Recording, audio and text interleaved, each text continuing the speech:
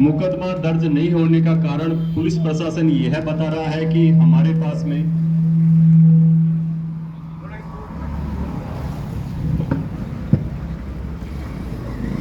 मुकदमा दर्ज नहीं होने का कारण पुलिस प्रशासन और सरकार बता रही है कि हमारे पास में जो पोस्टमार्टम रिपोर्ट आनी चाहिए थी कि किस कारण से मौत हुई है वह नहीं पहुंची। तो कहीं न कहीं हमारी भी इसके अंदर लापरवाही रही है कि हमने पोस्टमार्टम नहीं करवाया और उस बच्चे की चिता को अग्नि दे दी। यह बहुत गलत हुआ है।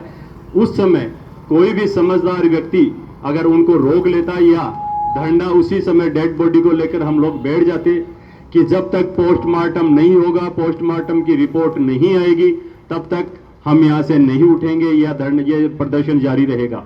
लेकिन जो होना था ईश्वर को मंजूर था वह तो हो चुका है। अब हमें क्या करना है, इसके लिए आज सभी लोग यहां पर इकट्ठे हुए हैं।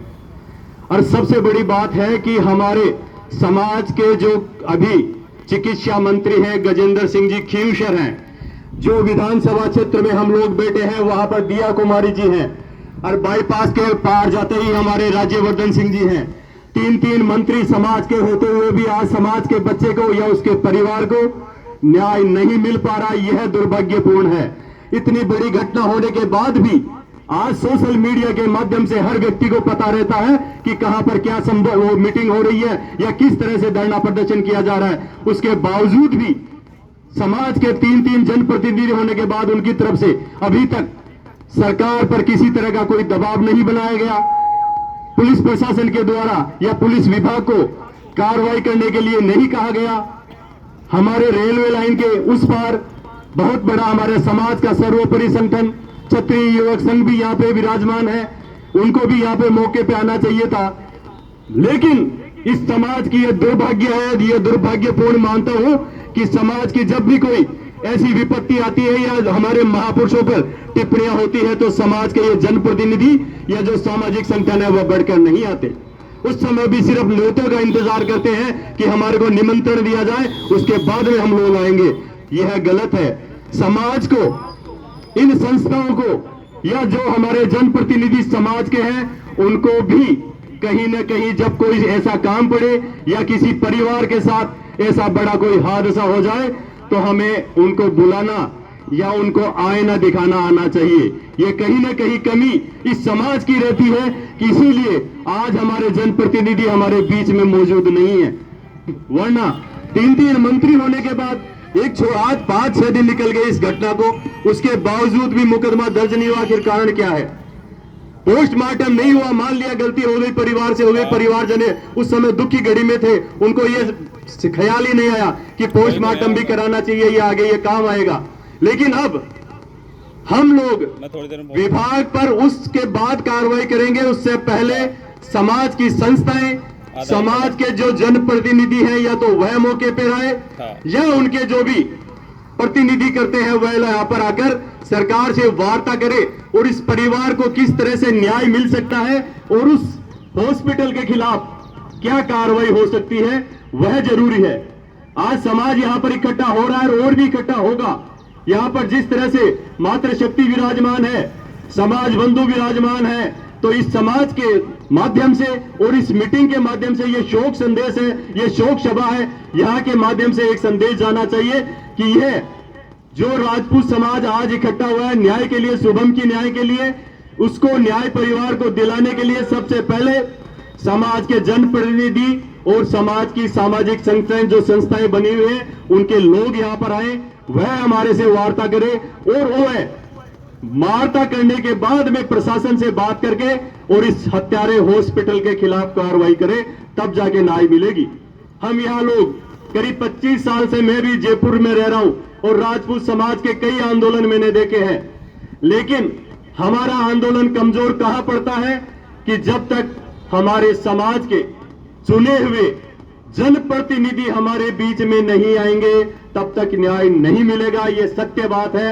हम जैसे भाई आएंगे, 2 शब्द सहानुभूति के बोलेंगे, 2-3 घंटे यहां पर बैठे रहेंगे और धीरे धीरे उठ कर चला जाना है। इससे अच्छा है कि आप भी अपने जो भी सामाजिक यहाँ के संगठन और जो नेताजी हैं, हमारे मंत्री जी हैं, विधायक जी हैं, उनसे आप संपर्क करें, अपने जो भी शोर्स हैं वो लगाएं, उनके अगर वो मंत्री महोदय यहां पर नहीं पहुंच पाते हैं तो उनके प्रतिनिधि यहां पर जरूर पहुंचे और इस परिवार को आश्वासन दे, इस समाज को आश्वासन दे कि समाज आपको न्याय मिलेगा और इस हॉस्पिटल के खिलाफ कार्रवाई भी होगी। और दोबारा आज ये पहली बार नहीं हुआ है, ऐसा इस हॉस्पिटल में या हॉस्पिटलों में कई बार होता रहता है, जिंदगी के साथ खिलवाड़ होता रहता है। इनके लिए तो वह एक व्यक्ति था, लेकिन उस परिवार के लिए तो वह एक सहारा था, एक चिराग था जो इनकी लापरवाही की वजह से बुझ गया है। यह लापरवाही क्या करते हैं कि इसमें जो नर्सिंग टर्निंग के जो बच्चे होते हैं नर्सिंग स्टाफ के, उनको भेज देते हैं कि जाओ ड्रिप लगा दो, इंजेक्शन लगा दो। उनको जानकारी नहीं रहती कि कौन सा इंजेक्शन किस पेशेंट को लगाना होता है या कौन से किस टाइम में लगाना होता है। और यही लापरवाही यहां पर रही है। अभी बच्चे के पिता मेरे साथ में बैठे थे, उन्होंने बताया कि जिस तरह से ड्रिप चढ़ी है उसके बाद में बच्चे का हाथ काला पड़ गया था। तो काला पड़ने का मतलब होता है कि कहीं ना कहीं आपके खून के अंदर जो आपको गलत इंजेक्शन लगा है उसका वह रिएक्शन हुआ, वह जहर के रूप में तब्दील हुआ और 15 या 20 मिनट के अंदर बच्चा शांत हो गया और उसके बाद में उसको भेज दिया गया मणिपाल हॉस्पिटल। यह लापरवाही हॉस्पिटल के द्वारा हुई है, लेकिन कमजोरी हमारी सिर्फ इतनी रही कि हम लोग पोस्टमार्टम नहीं करा पाए। आज अगर पोस्टमार्टम की रिपोर्ट हमारे पास में होती तो यह प्रशासन भी झुकता, रिपोर्ट भी दर्ज होती और परिवार को और समाज को न्याय भी मिलती। लेकिन अब इसका एक ही तरीका है, सबसे जल्द से जल्द समाज की संस्थाओं और समाज के जनप्रतिनिधियों को बुला करके यहां पर उनसे वार्ता की जाए। वही सरकार पर न्याय और दबाव बना सकते हैं, उसी के माध्यम से हमारे को न्याय मिलेगा। समाज बंधु जैसे मैंने कहा कि हम लोग आ जाएंगे, इकट्ठे हो जाएंगे, लेकिन उनके बगैर काम नहीं चलेगा। जिनको हमने वोट देकर वहां तक पहुंचाया है, आज उनका भी दायित्व बनता है कि वह इस श्रद्धांजलि सभा के अंदर पहुंचे और इस पीड़ित परिवार को और समाज को न्याय दिलाएं। मैं तो यही कहना चाहूंगा कि अपने जितने भी शोर्स हैं आप उनके माध्यम से हमारी दिया कुमारी जी से भी बात कराएं, हमारे राज्यवर्धन सिंह जी से भी बात कराएं और जो हमारे चिकित्सा मंत्री हैं गजेंद्र सिंह जी खीम सर, उनसे भी वार्ता हो। वह अपना कोई जनप्रतिनिधि यहाँ पर भेजे या अपने अधिकारी को यहाँ पर भेजे और वह जो लापरवाही हॉस्पिटल के माध्यम से हुई है उसके खिलाफ कार्रवाई करे और यहाँ पे 302 का मुकदमा उस डॉक्टर के खिलाफ में जिसने कि ये इंजेक्शन लगाया है या हॉस्पिटल में लापरवाही है उसके खिलाफ दर्ज हो। यही मैं चाहता हूं और यही कहना चाहूंगा कि समाज बंधु इकट्ठे तो हो जाएंगे, लेकिन न्याय के लिए हमारे को हमारी संस्थाएं और जनप्रतिनिधि आना बहुत जरूरी है।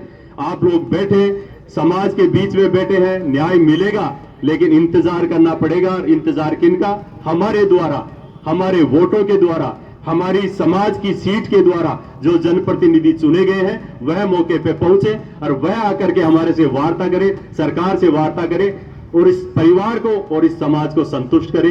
तभी उस शुभम और उसके परिवार को न्याय मिल पाएगा।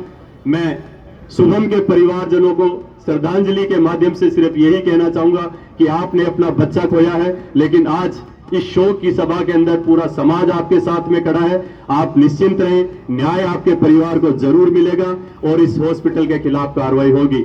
आप श्रद्धांजलि सभा में जो भी समाज बंधु यहाँ पर पहुंचे उन सबका भी मैं यही आभार व्यक्त करना चाहता हूं कि जब भी समाज पे ऐसी कोई विपत्ति आए तो बिना किसी सूचना के इंतजार मत करो कि मेरे पास में फोन व्यक्तिगत आया नहीं। हमारी नाराजगी यह भी हो जाती है कि यार मेरे पास तो व्यक्तिगत फोन नहीं आया इसलिए मैं वहां पर नहीं जाऊंगा। आज समाज इतना बड़ा, ये झोटोड़ा खातीपुरा राजपूत बाहुल्य क्षेत्र है, उसके बावजूद भी कहने नहीं चाहिए बहुत कुछ हो रहा है, लेकिन हम लोग कुछ नहीं कर पाते क्योंकि हमारा समाज हमारे जनप्रतिनिधियों से सामाजिक संस्थाओं से संवाद करना भूल गया है। जब तक आप संवाद नहीं करोगे आपके साथ में कुछ नहीं हो सकता। अभी के लिए आज जरूरी है कि इस परिवार को न्याय कैसे मिले, हॉस्पिटल के खिलाफ कैसे कार्रवाई हो, वह मैंने आपको बता दिया है। जनप्रतिनिधियों के द्वारा ही यह कार्य आगे बढ़ सकता है। जब तक आप लोग यहाँ पे विराजे और इस शोक श्रद्धांजलि सभा के अंदर आप सभी का पुनः मैं सभी का दिल की गहराई से आभार व्यक्त करता हूं कि इस पीड़ित परिवार के आज इस शोक की सभा में आज इस परिवार को न्याय दिलाने के लिए आप सब लोग यहाँ पर इकट्ठा हुए हैं। बहुत बहुत आभार, धन्यवाद। हमारे मंत्रियों से आप संपर्क करें, तभी जाकर इस पीड़ित परिवार को न्याय मिल पाएगा। बिल्कुल इस